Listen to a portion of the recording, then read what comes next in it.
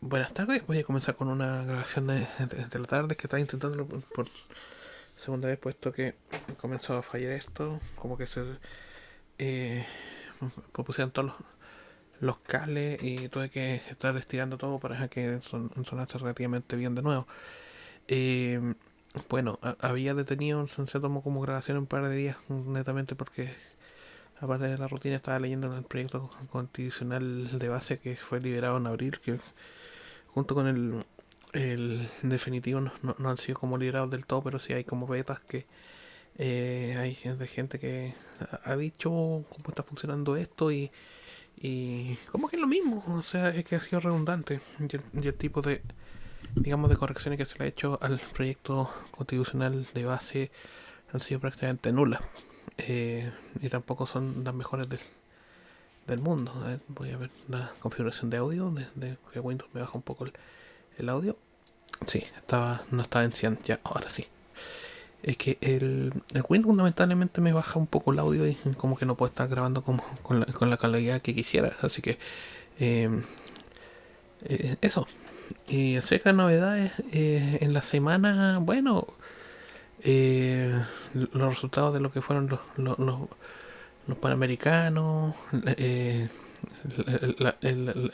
petición de asilo de los deportistas cubanos, se tomó como accidente, entre otros.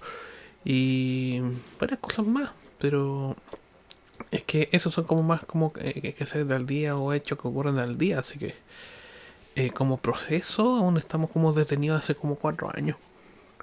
En cuanto a nivel país, estamos detenidos 4 años esperando que la gente, no sé, como que difiera o no, o realmente los políticos como que quieren continuar con su legado de carácter nominal dentro de lo que es proyectos constitucionales y realmente como que no sacan nada. Realmente como que no sacan nada, sino que es como netamente como una cadena de favores para ellos y el resto nada. O sea, bueno, como lo hacen los políticos realmente. Si así es. Esto es Sudamérica, así que netamente como que tienen otras lealtades que pagar antes que cualquier otra cosa. Había averiguado, me acordé del programa cuando hablé de las tarjetas gráficas, de lo que era la Voodoo Banshee del año 1998. La Voodoo Banshee es la primera, eh, y voy a poner datos acá, la Voodoo Banshee de 1998, 16 megas. Es la primera que viene con la aceleradora y con el componente gráfico dentro del mismo chip. Así que viene con la aceleradora gráfica, claro, y aparte el componente gráfico. Porque previo a eso, previo a la Voodoo Banshee, existían otras API, existían otros también fabricantes como Power VR también le dio poder a lo que fue la Dreamcast, la Sega Dreamcast, pero antes que eso también hay otros tipos de API como la de Diamond, la de Pinnacle, la de Pine, entre otras. Es que no la había dejado como fuera del tintero porque se me habían olvidado y también habían como cosas que como la primera ATI Radeon, la 9700, existían la TNT Riva, la TNT2, que eran de 8 y 16 megas, pero la Voodoo Banshee me había quedado como en el tintero como de la Voodoo, es que era como una Voodoo 2 revisada con 16 megas de memoria de video RAM. En la época se llama VRAM, video RAM.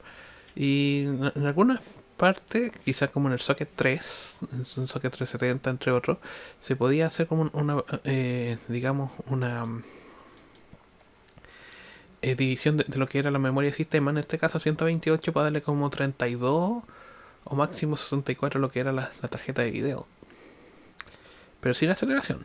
Porque una cosa era la tarjeta de video y otra cosa era la aceleradora gráfica. Y esto estaba por separado, así que a 1998 como que estos dos chips que iban en los puertos PCI de atrás de los equipos. El PCI antiguo, el PCI grande. Porque el PCI Express chico, el 1X, recién aparece en... eh, como estándar, como el 2011, porque aún existían tarjetas PCI normales hasta antes de 2010. Después fue bastante más complicado porque la placa era más pequeña y después todo venía con prácticamente adaptadores USB, capturadoras, tarjetas de sonido, de televisión, lo que fuera, todo venía con USB, así que eh, desde allí como que las tarjetas PCI que eran bueno, yo me acuerdo que los antiguos sockets venían con casi 4 tarjetas PCI para hacer los slots completos para la placa, pero todo venía, es que todo venía por separado. Lo único que venía era el Southbridge, Northbridge y el procesador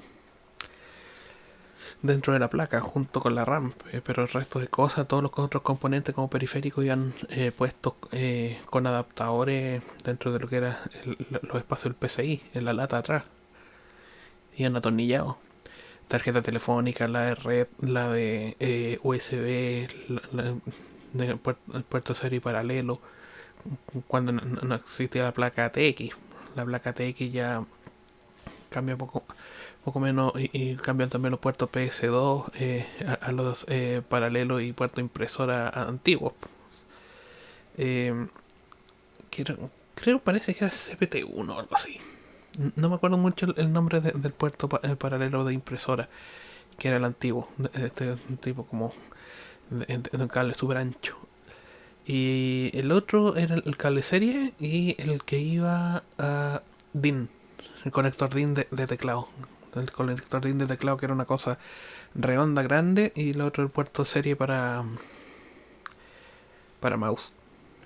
Y, claro, y el puerto MIDI amarillo que era para los joysticks de juego. En esa época, 1998, 2001. De ahí comenzó con Windows XP cuando se normalizó. Ahí comenzamos a hablar del uso masivo de la USB. Pero antes que eso, cuando ya no estaba todavía XP bien afianzado en el sistema y el USB era así como muy restrictivo. Bueno, el USB aparece en 1998 con toda la utilidad que ha tenido hasta ahora, hasta la generación 4.0, ahora que está energizado y todo, pero bueno, es que antes era una cosa más simple, pero porque por lo menos permitía una conectividad bastante menor entre el 98 y el 2001, mientras estaba Windows 98. Sí, es que había horrible, era casi un requisito restricto durante la época tener que reiniciar el equipo para poder ocupar los USB.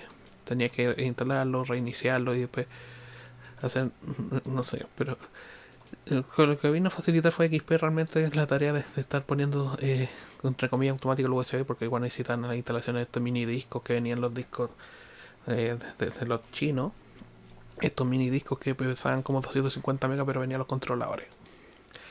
Ahora no, por lo menos con sistemas como Android, Linux u otros, uno pone el USB y ya lo registró. Lo cual uno no requiere estar utilizando mini discos ni cosas ni controladores para poner cosas más que nada habituales de lo que pide una máquina, más allá, pero es que son detalles. Y a su vez también la desaparición de las unidades de disco óptico, cosa que uno tiene durante años, mucha información en disco de DVD.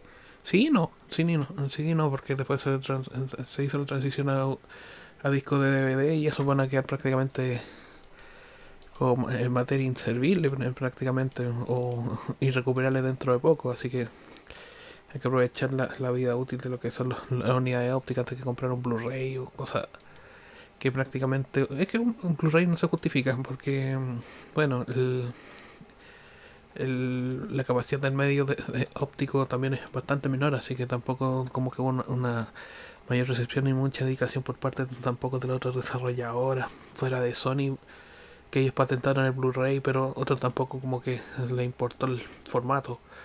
Capaz que vuelva porque los formatos ópticos son bastante robustos, son bastante seguros en lo que es la escritura de disco, pero que sea como a nivel macro, yo pienso que no. O sea, porque prácticamente 40 discos de Blu-ray o 20 de doble capa te reemplazan un tera de capacidad.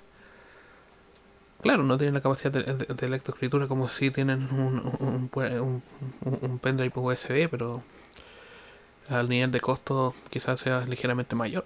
Pero bueno, puede ser tan gestiones de disco duro, pero tampoco estos discos duros se duran para siempre, sino que se corrompen a propósito de lo que es el uso y después como de 5 años comienzan a fallar. Y así es. Tengo un disco duro como de hace 8 años y ha fallado 2 veces, así que hay que reiniciarlo, perder prácticamente todo y después comenzar de cero. Así que por lo menos es bueno tener un par de discos duros de respaldo si es que se estropea y uno tiene que estar guardando de repente archivo antiguo, informes, evaluaciones viejas, evaluaciones que ya llegan años y años y años y uno ya no la acumula, pero netamente para acceder al formato lo más rápido posible. Uno tiene que volver a eso, o sea, porque hay de repente apuntes que uno no puede recuperar a propósito de que tendría por lo menos que hacer la carrera de nuevo. Y cosas que uno no vuelve a ver. Y después como que después de los años como que vas revisando este material con tal de recuperarlo y bueno, está. No todo, pero está en un 85%. Si no, no. Es así, es así. ¿Por qué quería hablar acerca de ciertas cuestiones y quería hacerlo como más libremente? Porque, bueno, cierta percepción que tenía y que dejé pasar netamente un par de días. Es que realmente ayer como que tenía una molestia al cuerpo, no sé qué mierda.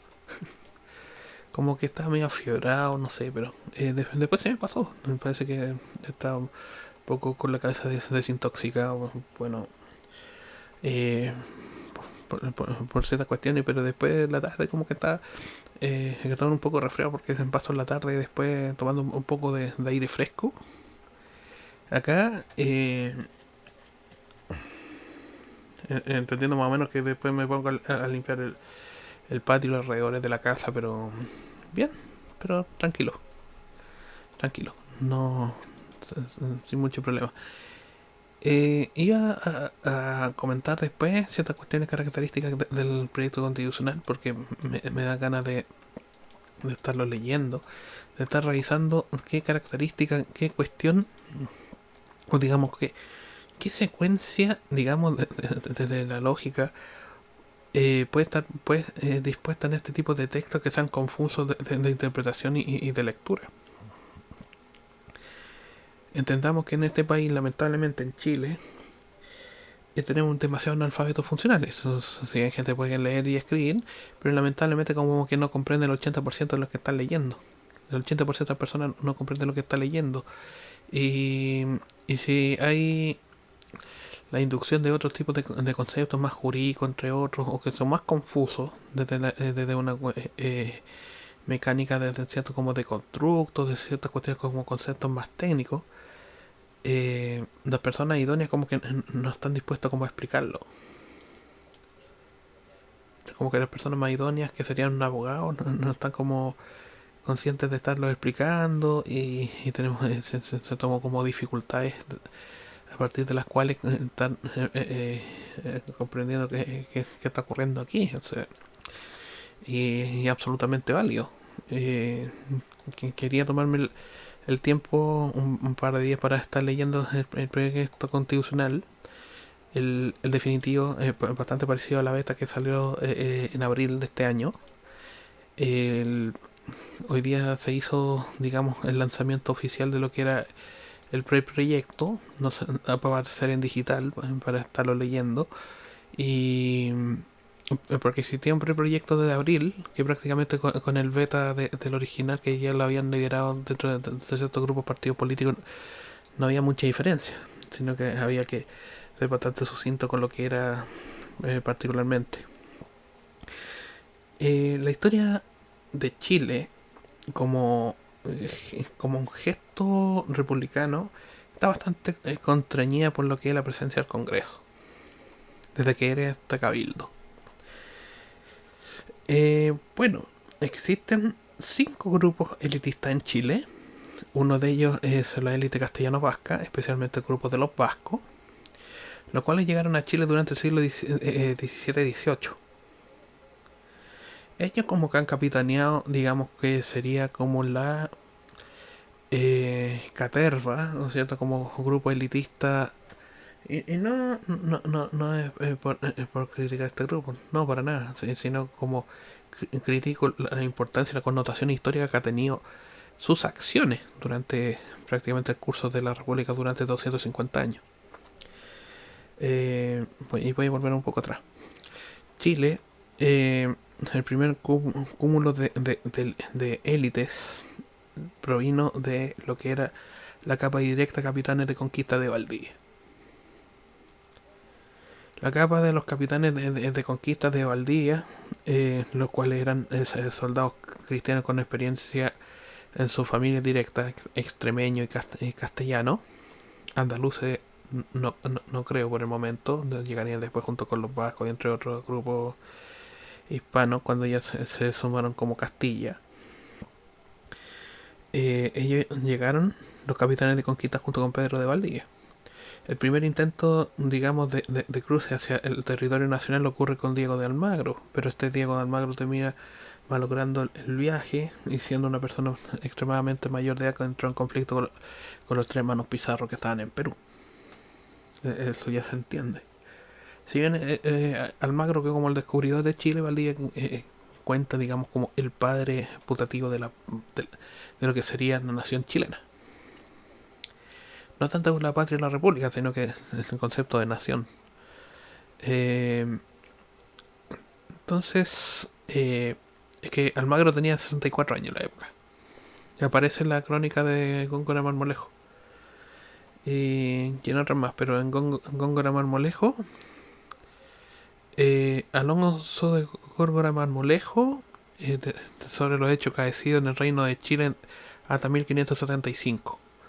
Es un volumen de crónica bastante bueno, bastante bueno. Quizá es que fue escrito por uno de los capitanes cercanos a Valdivia. Después creo que se hizo sacerdote, obispo. Creo que después se hizo sacerdote después cuando volvió a España, porque muchos de ellos volvieron a España posteriormente. Valdivia murió en 1540 no, 1554. 1505, Valdivia murió en 1554. Estuvo 13 años a cargo de lo que era la capitanía de conquista de la capitanía del Reino de Chile. Antes no se llama Reino de Chile, sino que en la época colonial adquirió ese nombre, sino que se llama Capitanía General. Hasta 1598. Hasta el desastre Curalao. Lo que hay son 5 grupos elitistas. Voy a contar de los capitanes de conquista que llegaron con Valdivia, los extremeños. El segundo llegan los otros grupos de españoles. El tercero son los británicos y posteriormente los inmigrantes empresarios tanto del siglo XIX y el siglo XX. Ahí están los 5 grupos. Es que tiene distintas particularidades y mucho se conecta con lo que es el proceso constitucional que estamos en curso. Ya sería realmente como prácticamente el segundo o el tercero. Porque de proyectos constitucionales tiene que ver mucho que ver con estos grupos elitistas y cómo conformaron el Congreso Nacional desde 1811 y sus salidas de madre, 6, para ser exacto, que terminan prácticamente con golpes de Estado o intentones de golpe de Estado y autoritarismo. Han habido 6 desde 1811. O sea, no exclusivamente del viejo de Pinochet, digamos, ciertas salidas de madre que tenía que ver con el quiebre de lo que era el detentado, digamos, del poder vasco frente a los otros 4 grupos de élite. Así que no. Porque ellos eran prácticamente los que capitaneaban los procesos políticos y las decisiones de la toma de decisiones del Congreso Nacional desde 1811. Pero si hay salidas de madre dentro de la República, hay 6. Después le voy a ir contando. Porque esto es bastante particular.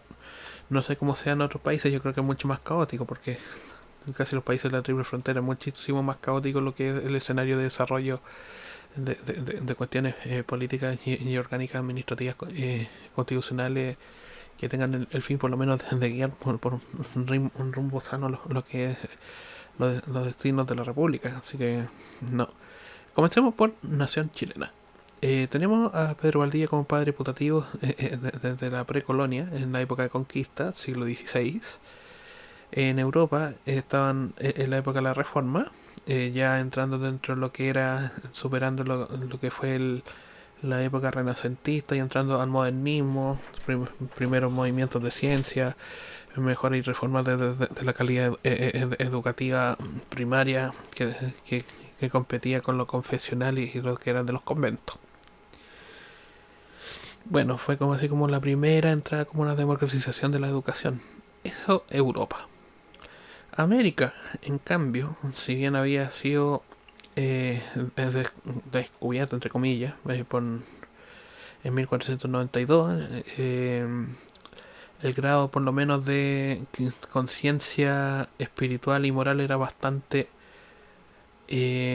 recesivo frente a lo que fue la modernidad y sobre todo la cristiandad. Ocurre que desde 1504, desde el último viaje de Colón hasta 1521, comienza, digamos, el descenso de lo que sería la hueste de los tercios españoles hacia la península de Yucatán en México y a su vez hacia América Central. También se da en Europa la formación de la Compañía de Jesús durante esos años, también como un movimiento de respuesta a lo que fue digamos, los efectos, cierto, como estragos, digamos, de lo confesional, de lo católico o de ciertas representaciones más como más mundanas que de la mismo dogma eclesiástico. Así que por lo menos digamos en América el tipo de enfrentamiento o de confrontación que tienen contra no contra los pueblos originarios de América, sino que contra obviamente las diferencias civilizatorias que ya habían sido superadas dentro de lo que era el marco del viejo mundo, del mundo del Mediterráneo, porque eso era el viejo mundo prácticamente.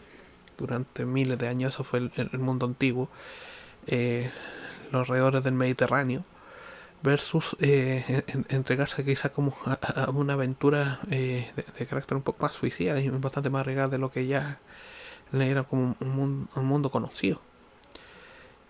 Y repetir igual como cierta la epopeya de cómo en cierta medida fueron también el Imperio Español dentro de lo que es el siglo de oro, el arrojo particular que tienen durante el siglo XVI, de comenzar a explorar el mundo más allá de los mares que tenían ahí comerciando, porque sí, fuera del mundo conocido. Y haber también achicado las fronteras quizás al punto que tenemos ahora de la aldea global, que prácticamente todo está interconectado, que el mundo es muchísimo más pequeño de lo que era. Pero bueno, entendamos también el concepto de distancia durante esa época y la logística de comunicaciones que tenía en la época de los Austriasburgo versus lo que es ahora, o sea, prácticamente la correspondencia que se perdió en el camino, que podían llegar en 2-3 años, versus lo que tenemos ahora, prácticamente un mensaje está prácticamente in situ en menos de un segundo en otro lugar, así que está como el avance de las comunicaciones, claro, el avance acumulativo de la ciencia también, en lo que tiene que ver el conocimiento, así que supera absolutamente lo que puede hacer una persona. Y depende de sociedades. También por la magnitud de la magnificación del conocimiento durante estos últimos siglos. Se explica. Entonces volvemos al segundo grupo de elitistas. Había hablado de los capitanes de conquista extremeños, los cuales sentían como que, si bien tenían que curar muchos de sus descendientes, en cierto modo como favores a la corona, sentían como que tenían cierta propiedad, digamos, como de linaje por encima de otros. Así llega el segundo grupo de los andaluces y los vascos. Aquí llegan los vascos, pero no es que fuesen, digamos, de una alta alcurnia ellos mismos, no, sino que eran de familias campesinas que se habían oficiado dentro de lo que era el acta de registro de Indias de Cádiz, y a su vez habían pasado lo que eran los controles para venir propiamente como familias. Lo primero venían como hombres por sí solos, casi sin familia.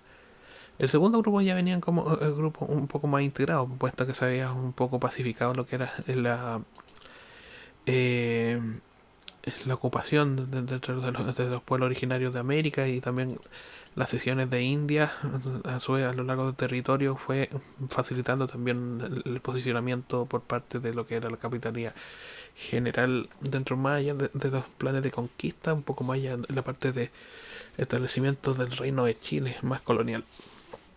En la época cuando ya había con cierta estabilidad, pero no tampoco una estabilidad muy grande. También el desplazamiento de la ciudad hacia el sur, de los fuertes, no de Valdivia, sino ni Imperial ni Niebla, sino que Concepción, como la capital de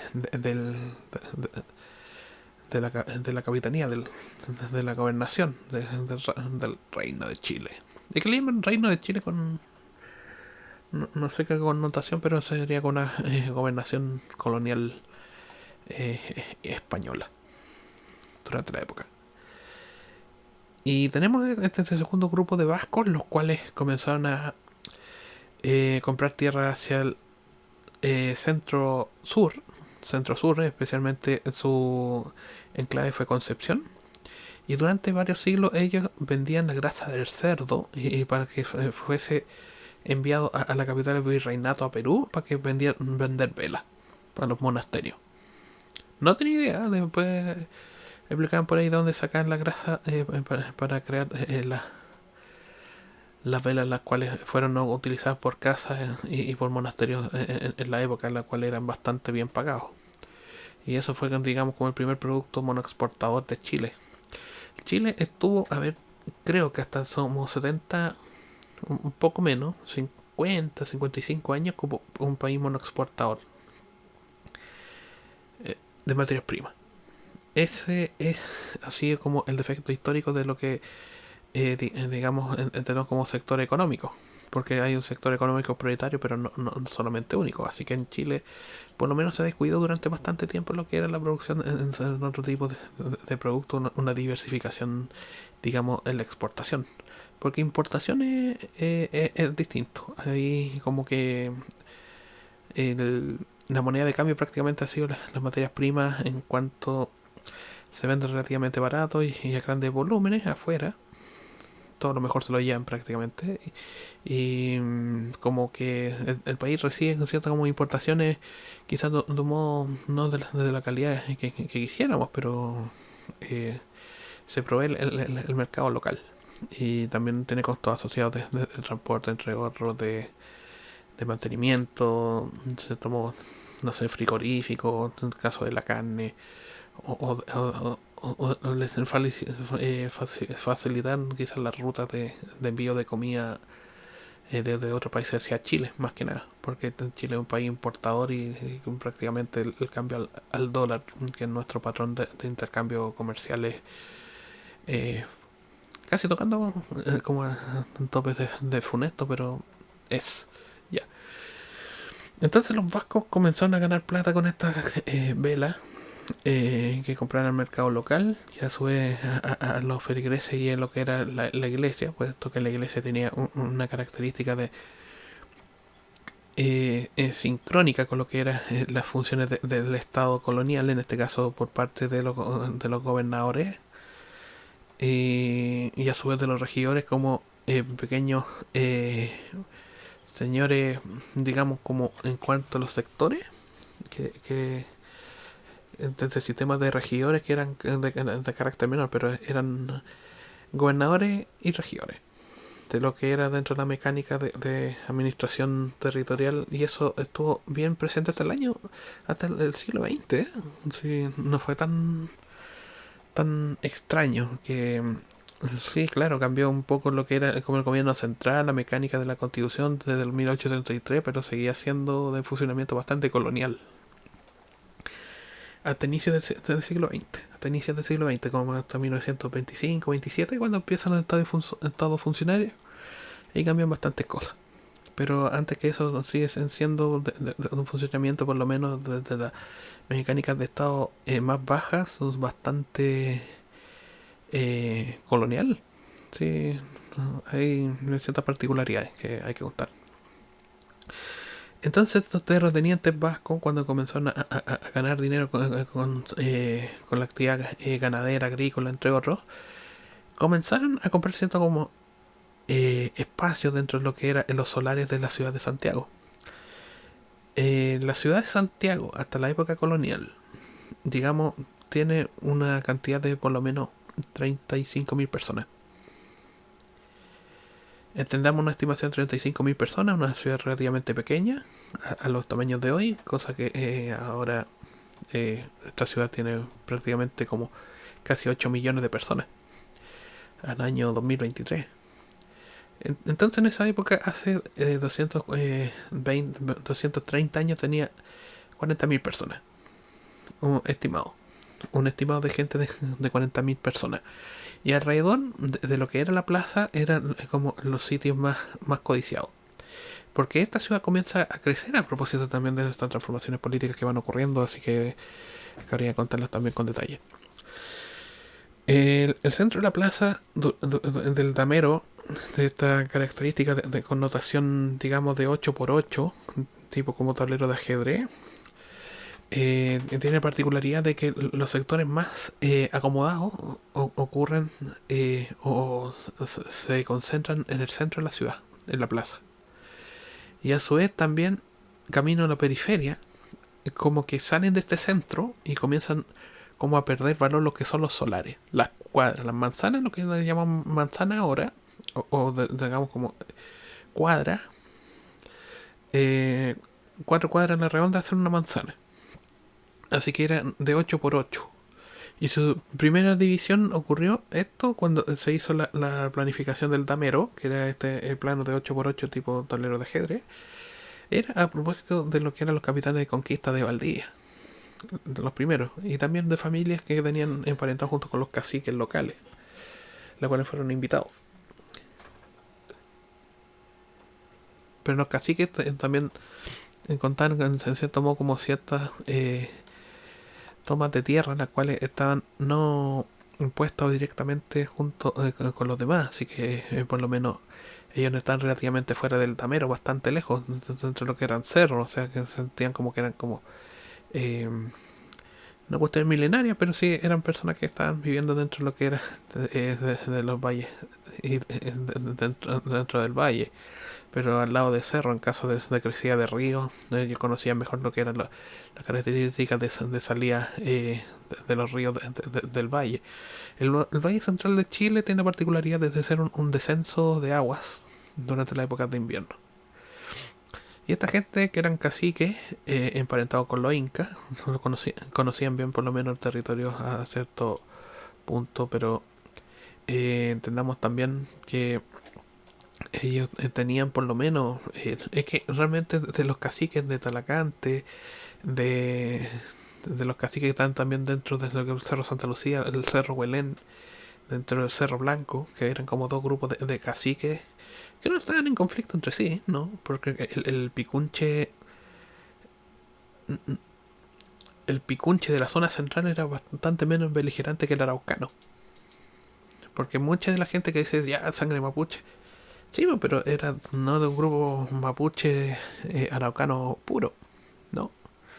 Mucha de la gente de la zona central realmente desciende de lo que es un pueblo picunche, o promaucae, o mitimae también, pero que son como tres grupos distintos que están dentro de la zona entre el Aconcagua y el Maule. Pero no llegan a ser araucanos porque, no sé, es como que tenían distintos tipos de actividades, algunos más agroalfareros que cazador-recolector, porque el grupo Reche o Mapuche no era agricultor del todo, no eran agricultores del todo. Si bien tenían ciertos resabios, ciertas cuestiones como ciertas cosas como los regue, una clasificación como clanes, realmente como que no tenían mucha conciencia de cultivo, pero de carácter como organizado, ¿no? Sino que era de carácter local, como de consumo familiar directo. O sea, tenían productos, pero era de consumo familiar directo netamente para el clan. Y no era así como de modo de sociedad, no era más un modo cooperativo. Entonces tenemos que, por antecedente, ya este grupo de vascos comienzan a tomar notoriedad dentro de lo que sería la cúpula colonial local. Muchos gobernadores eran peninsulares, otros venían de virreinato, pero la mayoría eran peninsulares, venían de fuera. Y claro, comenzaron a tener ciertas divisiones junto con los criollos, que eran los españoles que estaban acá, nacidos en Chile, nacidos en virreinato, versus lo que eran los peninsulares, que eran españoles nacidos allá. Es que los chilenos no existen hasta 1834. Todos éramos españoles. Antes que eso. Bueno, la gente que estaba aquí, así que otros llegamos con nuestra familia mucho después. U otros no somos nada. Y no nos importa. Pero bueno, es que estaba llegando a la a la pre-época de independencia. Tenemos por lo menos la competencia entre peninsulares y criollos, dentro que serían ciertas cuestiones, ciertas como ángulos de importancia de carácter nobiliario que se demostraban entre sí estos grupos. Recuerdo del pasado, creo que un texto de Vicente Pérez Rosales, lo cual cuenta acerca de la fronda aristocrática y también Edwards. A ver, voy a buscar el de la fronda aristocrática.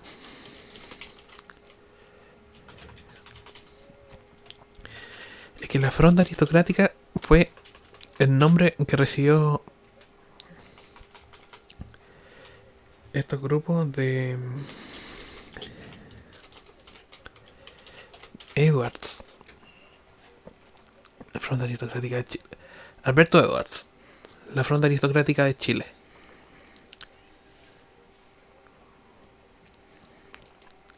Y también Vicente Pérez Rosales, recuerdo del pasado.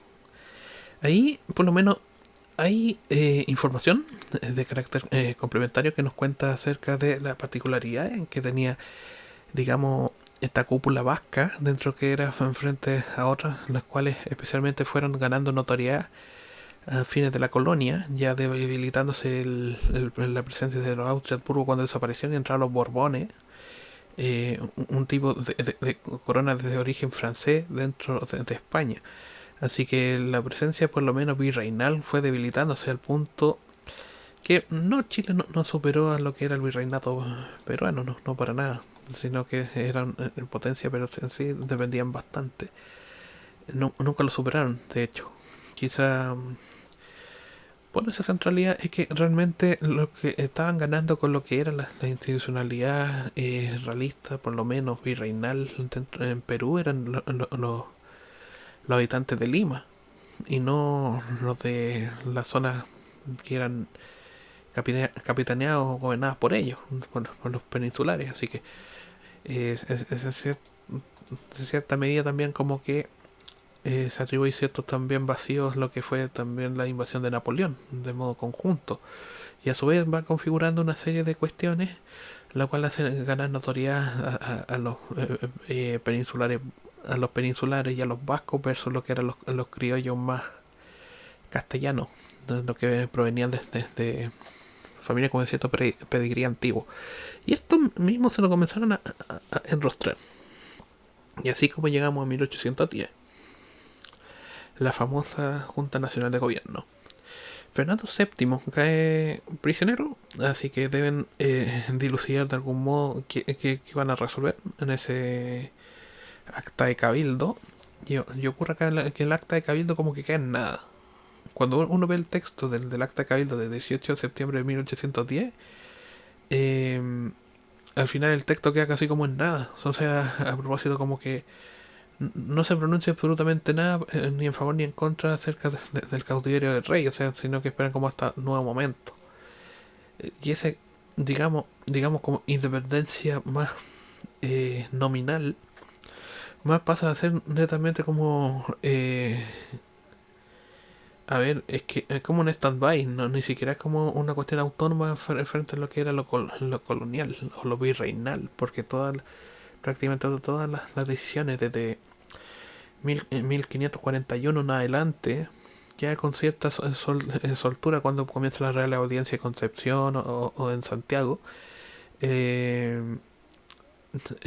entiéndase así, como que las gestiones ocurren siempre centralizadas dentro de lo que era el centro virreinal. Y tampoco como que no existía por parte de los fuertes o las ciudades una estructura tipo ayuntamiento español o castellano, ayuntamiento castellano. Porque para entender los españoles igual son como muchas cosas, son como muchas cosas que están de repente los andaluz, los vascos, los extremeños, etcétera, etcétera, etcétera. Eh, digamos, son como muchos pueblos, como digamos, en una amalgama bastante particular. Pero acá en Chile fue dándose ligeramente distinto, porque el hegemón acá del movimiento, prácticamente, del movimiento hispano criollo, castellano, versus la cúpula vasca. Y ese fue el producto, digamos, que fue formando también, pasando del cabildo al primer congreso en 1811. Porque entendamos que lo que arma la república es el régimen autárquico de José Miguel Carrera. No O'Higgins. O'Higgins respondía a otro tipo de intereses, así que es distinto.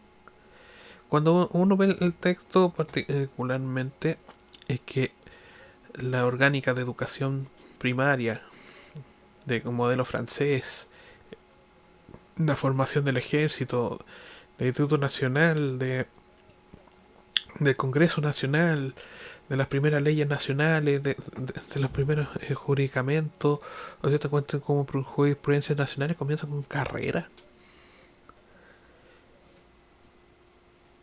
Teniendo, en cierto modo, siendo un experimentado soldado en la guerra napoleónica. Voy a sacar la Mary. Ya, ya. Y cuando tienes por lo menos, a ver, se tomó como congruencia a propósito de cierto punto que perdí el foco. Ya. Y por lo menos la primera jurisprudencia, primeros, digamos, como tribunales autónomos, fuera de lo que fue, digamos, como la época hispánica, virreinal, ocurre con José Miguel Carrera en 1811. Por eso la importancia de lo que fue, digamos, la patria, la patria vieja. En cuanto también pone también los signos de lux post tenebras, también igual a los derechos de que son los originarios con los hispanos, importantísimo. Proveía también de ciertas cuestiones, sí, de carácter también autoritario y militar, por puesto que el puesto de presidente de la República no aparece en 1842 con el argentino Blanco Encalada, pero chileno argentino Blanco Encalada, hasta 1842 no existe presidente de la República de carácter civil, o quizás bastante después, pero son las sucesiones de cargos militares desde que sea directores general directores generales de la República, eh, pero que existían autarquías militares, era más contextual. Entendamos así, que no eran presidencias formales porque no existía, digamos, como la figura de un civil. Eh, y entonces tendríamos la presencia es que lo voy a dividir en dos audios para hacerlo un poco más simple. Espera.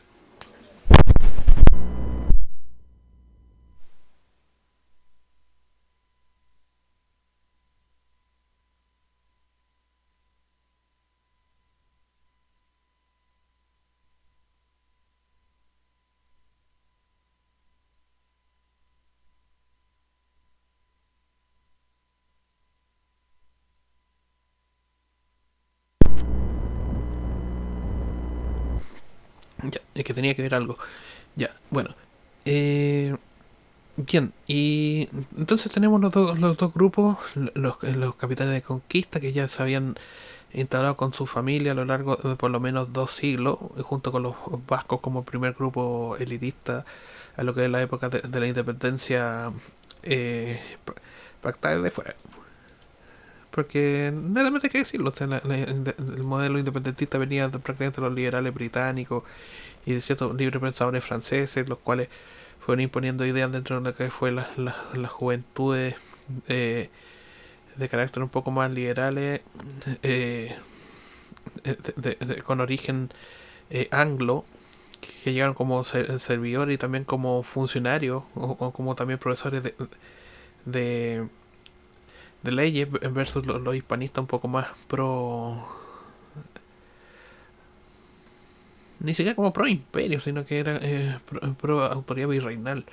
Porque muchas veces también ocurre cuando llegan los Borbones como, digamos, como casa de, de gobierno, lo que venía quedando el Imperio Español, porque ocurre una especie como de declive del Imperio Español desde entre el siglo de oro hasta el inicio del siglo XIX. Es un declive que dura 2 siglos prácticamente. Y tendríamos acá que ver qué más ocurren ciertas cuestiones como ciertas diferencias o ciertos hechos ocurren más como dentro de lo que sería el marco virreinal de Lima.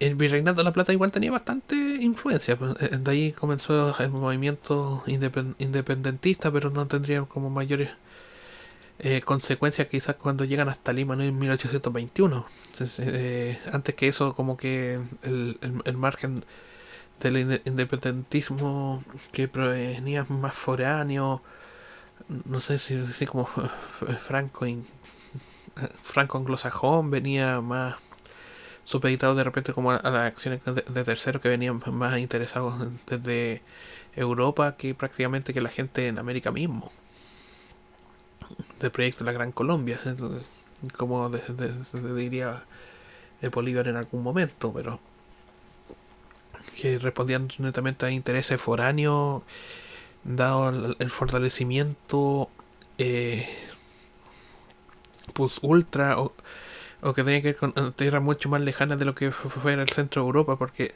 saliendo de la influencia de lo que era el mar Mediterráneo iban a tener, claro, cierta desventaja logística contra lo que era el resto de Europa, que estaban en otros tiempos, en otros con otra referencia, ya estaban prácticamente generando institutos de ciencia, entre otros, ya están consolidando los primeros organismos de ciencia en Gran Bretaña, versus más una característica como más post-medieval, que está ocurriendo prácticamente un revival de lo medieval dentro del Imperio Español.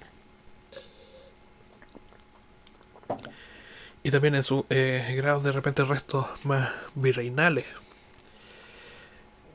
porque el Imperio Español ya se había reducido prácticamente como oficinas virreinales, así que mucho de esto tenía que ver con más conflictos internos, producto de los peninsulares que venían con un desconocimiento de lo que tenían acá los criollos, a propósito de tanto cobrando como cierta medida eh, recursos o cierta como compensación por ciertos servicios históricos al reino, pero que llegase a ser así como importante o relevante, la característica extrema, no, no, pues nada.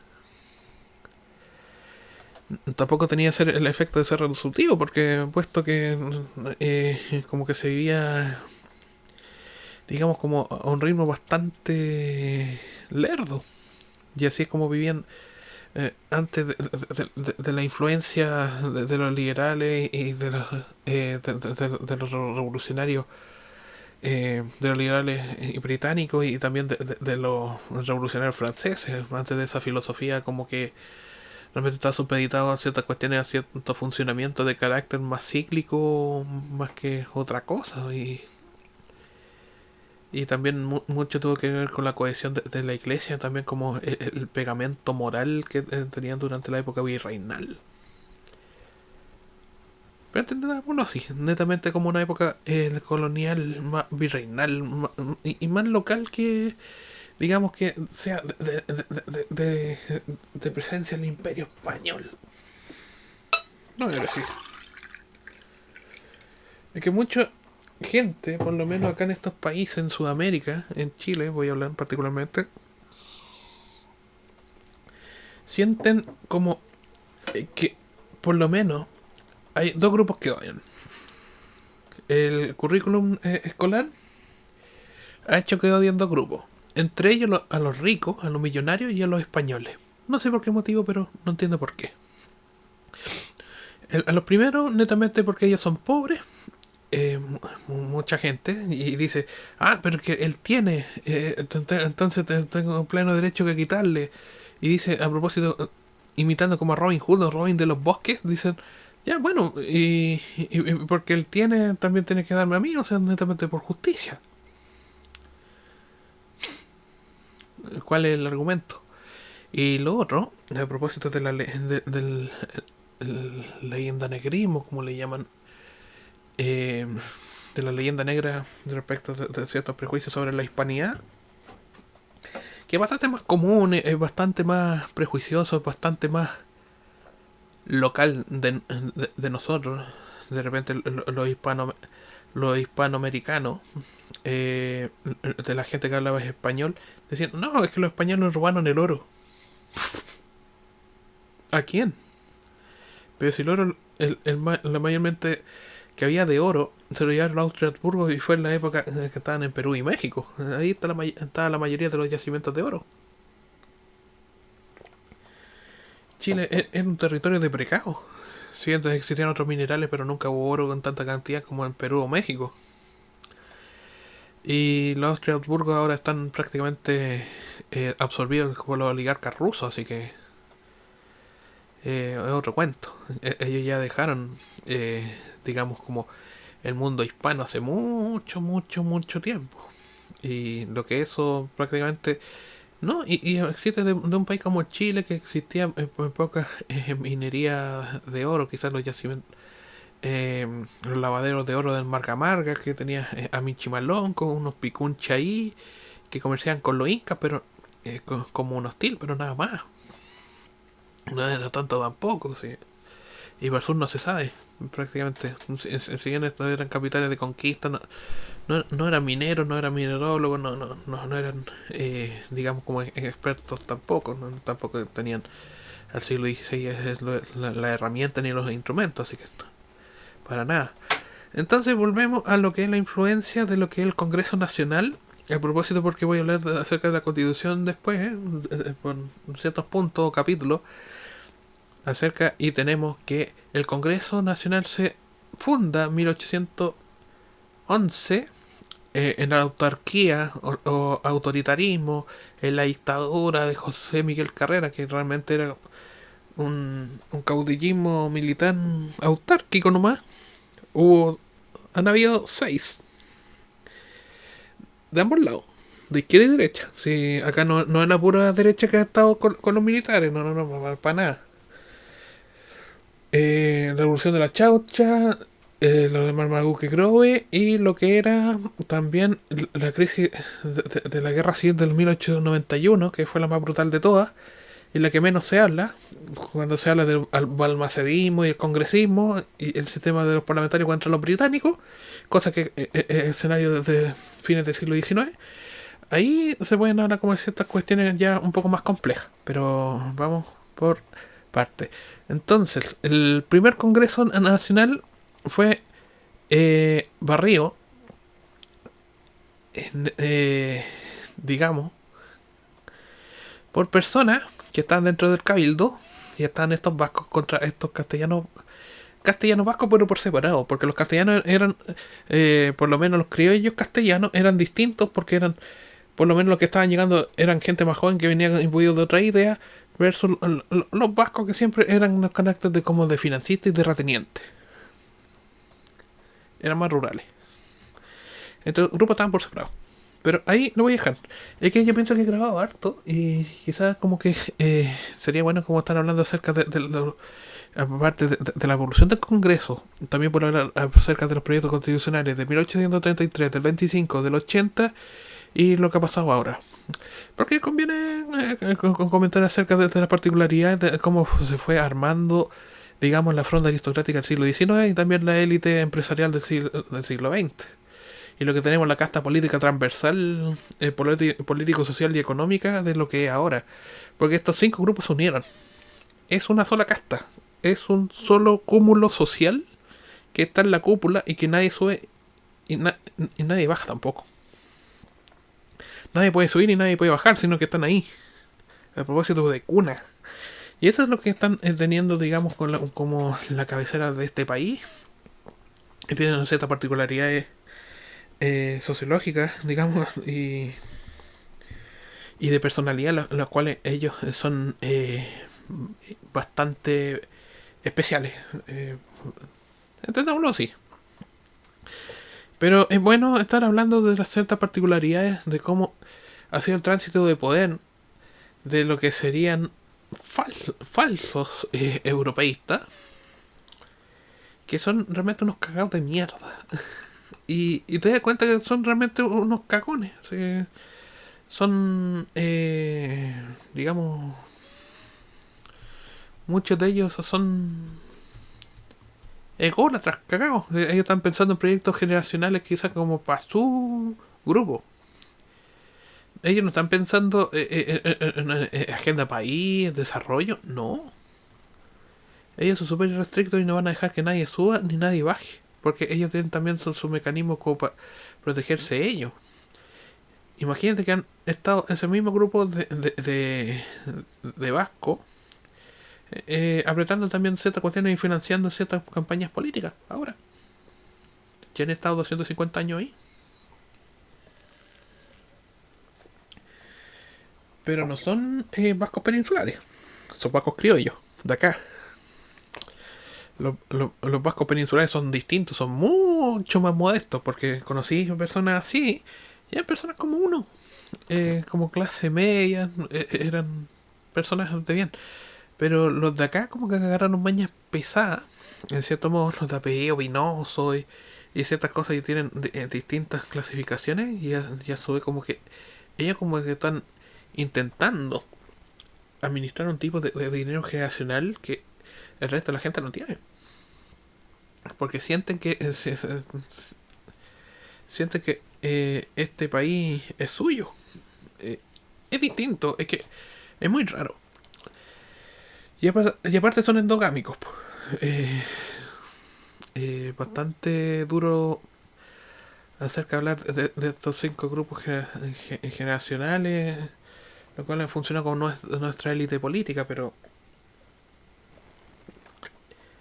es que son bastante notorios, son bastante obsecuentes, son bastante hipócritas. No sé, pero algo tiene ese grupo particular que es perturbador. Es hasta perturbador. Pero bueno, aquí voy a dejar la primera parte, porque hablando acerca de cómo la historia los congresos, del Congreso Nacional, los proyectos constitucionales y quizás como decía esta élite nacional, pero bueno, de Chile, obvio. De otros países no tengo idea, pero voy a hablar acerca de estas cosas de mi país, netamente para que otros conozcan cómo es el particular sentido y trayectoria que ha tenido la élite en Chile, y como también ha ido como arrinconando a los sectores medios y medios bajos durante estos últimos 2 siglos para que no puedan subir. Ahora menos porque hay más prejuicio, más cierta transversalidad, pero el clasismo. El mal endémico de este país es el clasismo. Más que el racismo, porque prácticamente somos prácticamente iguales, pero son ciertos grupos de etnia, de origen, de característica étnico, educacional, formativo, entre otros, las cuales están siendo operan, digamos, de carácter súper activo dentro de lo que sería, digamos, la sociedad chilena. Y también retrotraen ciertas cuestiones de origen, no tanto como de sangre o un cierto como linaje, pero sí un complejo por parte de la élite un poco más cerrada y un poco más discreta, a propósito como cierta melancolía por los títulos nobiliarios que los deseó perder O'Higgins. Así, a cierta gente que siente un linaje, cierto complejo como de rey. Y para eso hay harto comercio en este país que dice el rey de no sé qué, el rey del pastel de choclo, el rey del mote con huesillo. Siempre complejo como quizás que los peninsulares que se quedaron acá, que fueron criollos y envejecieron en este país, como que perdieron, digamos, su derecho como a existir, digamos, en un lugar más allá. O sea, ¿qué onda? No sé, como que sienten como cierto resabio, cierta melancolía por algo que nunca existió, quizás. Y se siente que sacan un derecho adquirido, también apoyado por la iglesia, que prácticamente como que le lava los pies, weón. Pero es súper duro, es que es súper duro lo que ocurre, pero es que es la idiosincrasia de la élite nacional, o sea, son 5 grupos, todavía me falta pasar por los inmigrantes europeos y los británicos que se sumaron después al Congreso, después, pero vamos a ir de a poco y conversando. Ya. Muy bien, así que voy a dejar este audio hasta aquí. Ya pasé una hora. Para ser más concentrado, de repente audio un poco más largo, pero no sé en qué tanto alcance tengan, pero particularmente me siento bastante cómodo con estos formatos un poco más largos. Se tomo como a explicar cosas para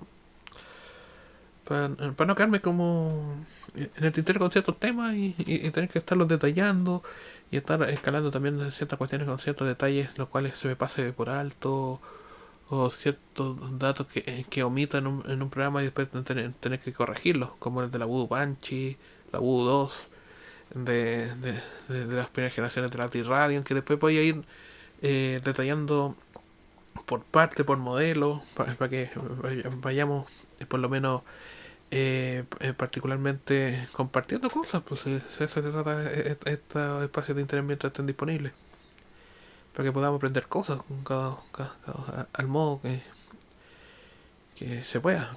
Ya. Entonces voy a dejar el audio hasta acá, así que gracias por escuchar y voy a continuar en la segunda parte de lo que era el Congreso Nacional, siglo XIX,